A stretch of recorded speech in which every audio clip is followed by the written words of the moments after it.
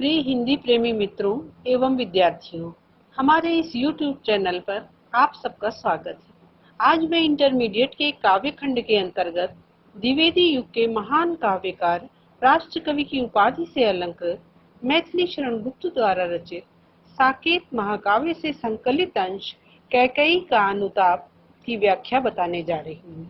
गुप्त जी ने इसके अंतर्गत पश्चाताप की अग्नि में जलती हुई कैकेयी के व्यथित हृदय को वाणी दी है। साथ ही भरत के निर्मल और पवित्र हृदय का मर्म स्पर्शी चित्रांकन किया है।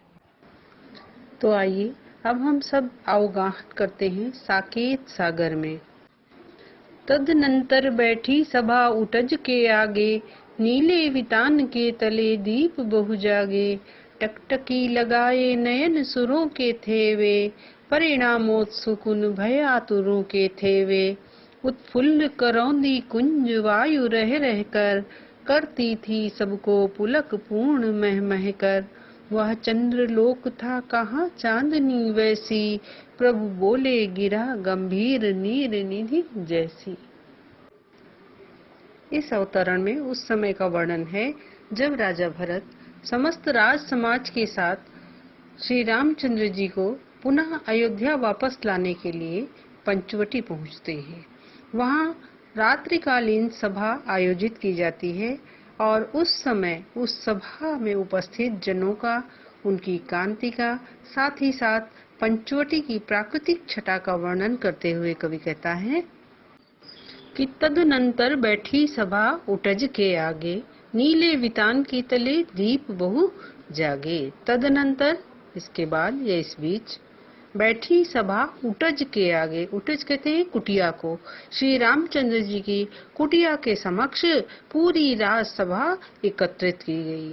रात्रि का वातावरण था, उस रात्रि के वातावरण में पूरी राज सभा श्री रामचंद्र जी की कुटिया के समक्ष एकत्रित की गई।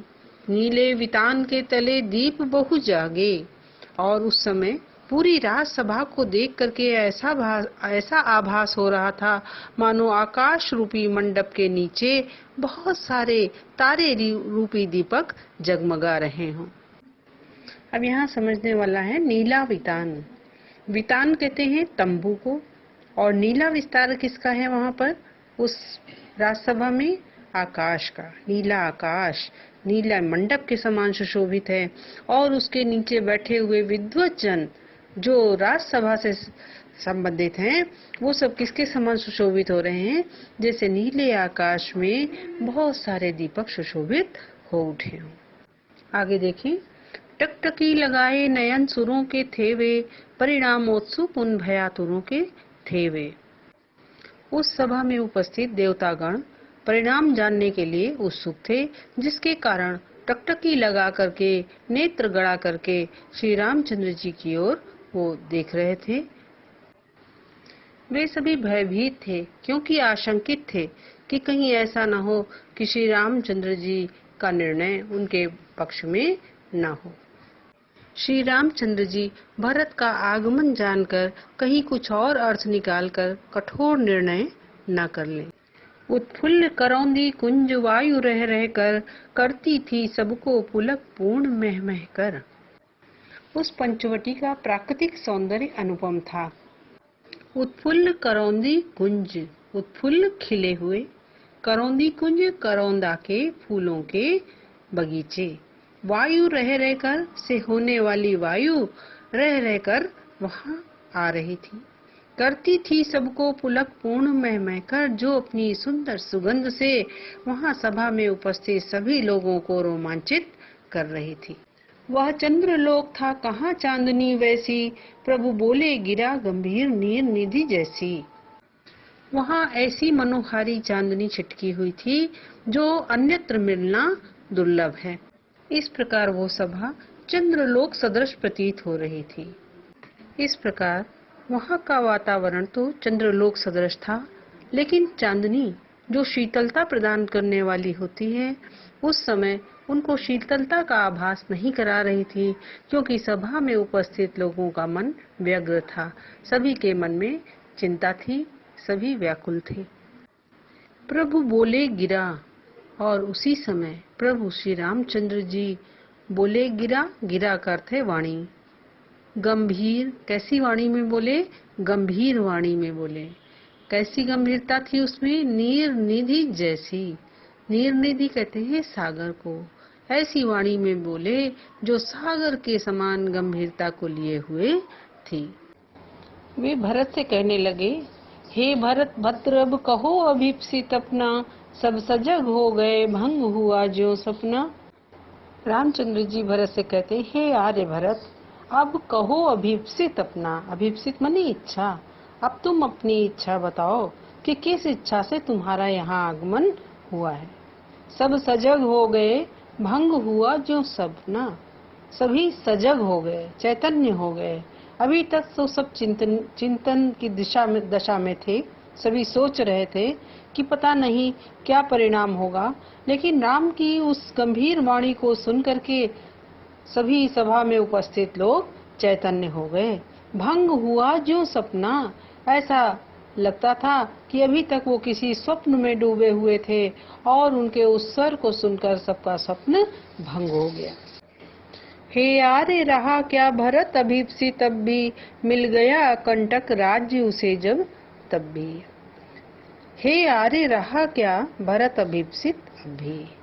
भरत ने रामचंद्र जी को उत्तर देते हुए कहा कि हे आर्य रहा क्या भरत अभीप्सित अब भी। क्या भरत की अब भी कोई अभिलाषा शेष बचती है? क्योंकि अब उसकी कोई अभिलाषा शेष नहीं बची, क्योंकि मिल गया अकंटक राज्य उसे जब तब भी। अकंटक, बिना किसी बाधा के, बिना किसी कष्ट के उसको आज जब इस राज्य की प्राप्ति हो गई है, तो उसके बाद भी क्या उसकी कोई और अभिलाषाएं शेष बचती हैं?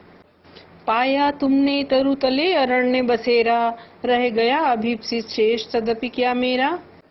भरत जी श्री रामचंद्र जी से कहते हैं कि जब मुझे निष्कंटक राज्य की प्राप्ति हो गई है, तब मेरी कोई अभिलाषा शेष नहीं, और तुम्हें तो तरुतले वृक्ष के नीचे अरण्य बसेरा वन में निवास प्राप्त हो गया है।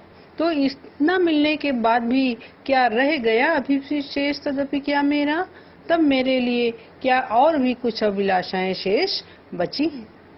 तनु तड़प तड़प कर तप्त तात ने त्यागा, क्या रहा अभीप्सित और तथापि अभागा। भरत श्री रामचंद्र जी से कहते हैं कि तनु तड़प तड़प कर, तनु माने शरीर, तड़प तड़प कर तप्त तात ने, दुखी पिता ने त्याग दिया।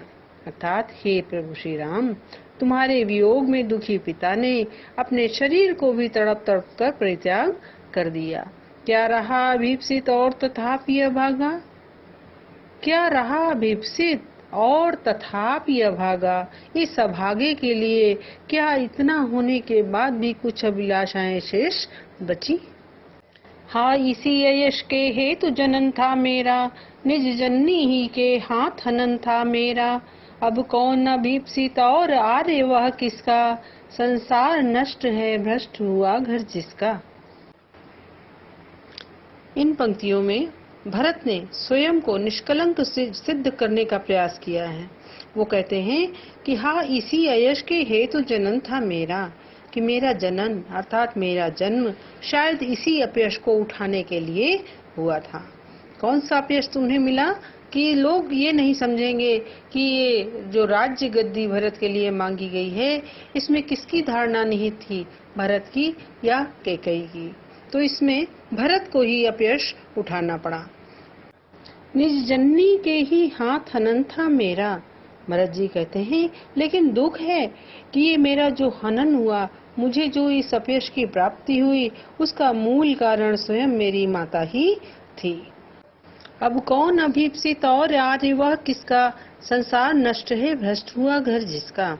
कवि कहता है कि भरत जी कहते हैं कि अब कौन अभीप्सित, अब मेरी कौन सी और अभिलाषाएं हैं, और आर्य वह किसका, और अगर मेरी और अभिलाषाएं हों भी तो वो किसके लिए करूं।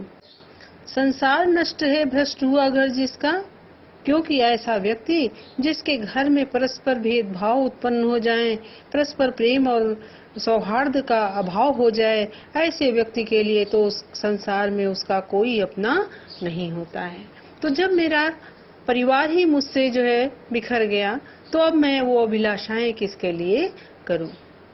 मुझसे मैंने ही आज स्वयं मुंह फेरा, हे आर्य बता दो तुम ही अभीप्सित मेरा। भरत जी कहते हैं कि मुझसे ही मैंने आज स्वयं मुंह फेरा। आज जो कुछ भी हुआ है उसके लिए मैं स्वयं को उत्तरदायी मानता हूँ, जिसके कारण आज मुझे अपने आप से ही घृणा हो रही है। हे आर्य बता दो तुम ही अभीप्सित मेरा। तो हे आर्य, अब तुम ही बताओ कि अब मेरे लिए कौन सी अभिलाषाएं शेष बचती। प्रभु ने भाई को पकड़ हृदय पर खींचा, रोद अंजल से सविनोद उन्हें फिर सींचा। भरत की इन बातों को सुनकर उनके भाई अर्थात श्री रामचंद्र जी ने उन्हें पकड़कर अपने हृदय से लगा लिया। रोदन जल से सविनोद, विनोद के साथ अर्थात आनंद के साथ फिर अपने अश्रु रूपी जल से उनको सिंचित कर दिया और कहने लगे, उसके आशय की था मिलेगी किसको, जन कर जननी ही जान न पाई जिसको। रामचंद्र जी कहते हैं कि उसके आशय की था मिलेगी किसको। उस भरत की क्या अभिलाषा है, उसकी क्या उद्भावनाएं हैं, उनको कोई दूसरा कैसे जान सकता है जब स्वयं उसको जन्म देने वाली माँ उसके हृदय की भावनाओं को न समझ सके। यह सच है तो अब लौट चलो तुम घर को, चौंके सब सुनकर अटल कैकई स्वर को। इन पंक्तियों में कैकई श्री रामचंद्र जी की बात को सुन करके स्वयं को दोषी सिद्ध करती हुई उनसे अयोध्या लौटने की बात कहती है। वह कहती है कि यह सच है तो अब लौट चलो तुम घर को। यदि तुम इस बात को सत्य स्वीकारते हो कि इसमें भरत का कोई दोष नहीं है, जब स्वयं उसके हृदय को उसको जन्म देने वाली माता न जान पाई, तो तुम इस बात को जब सत्य मान चुके हो तो घर को वापस लौट चलो। चौंके सब सुनकर अटल कैकई स्वर को। जैसे ही कैकई के मुख से इन वचनों को सभा में उपस्थित लोगों ने सुना तो चौंके सभी लोग चौंक पड़े। सुनकर अटल कैकई स्वर को, कैकई के उस अटल भाव से के स्वरों को सुनकर के, उसकी उस वाणी को सुनकर के सभा में उपस्थित सभी लोग चौंक पड़े।